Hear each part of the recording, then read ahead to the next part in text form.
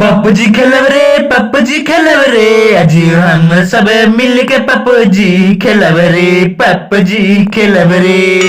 Disclaimer, इस video में जो दिखाया गया है, इस्तेमाल किया गया है, वो सच नहीं है और वास्तविकता से मेल नहीं खाता। यह वीडियो केवल हंसी के उद्देश्य से बनाया गया है, तो कोई भी इस वीडियो को अपने दिल पर ना ले। इस वीडियो को हंसी और हंसाने के उद्देश्य से देखें। अरे बबुआ के साड़ी रे, बबुआ के साड़ी का करता रे बैठ के रे बाबू, का करता रे बबुआ बताओ ना रे बाबू, का करता रे बबुआ के साड़ी बताओ रे।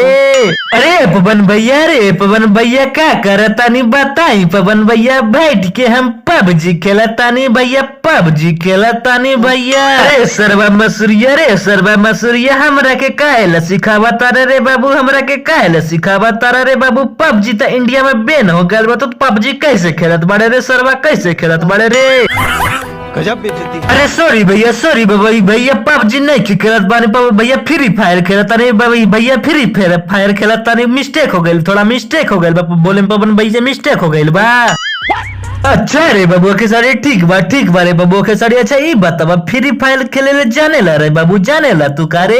अरे हाँ हो पवन भैया, हाँ हो पवन भैया, हम जाने ली फ्री फायर खेले ले खातिर तबे ना खेलता नहीं पवन भैया। लेकिन अच्छा बताइन पवन भैया, रहुआ का करता नहीं जब बैठ के मोबाइल पे का करता नहीं। अरे रे बबुआ के साड़ी, रे बबुआ के साड़ी, हम फ्री फायर सिखाता नहीं बाबू, सिखाता नहीं बाबू, सिखा दे बा, हम ना खेले ले जाने ली फ्री फायर, तू सिखा दे बा खेले खातिर। ठीक बा पवन भैया, ठीक बा भैया, हमरा लगे आई पवन भैया, हम सिखा दे पवन भैया, सिखा दे में का बात बा भैया, दोनों मिलके सीख जाए तो खेलब जा।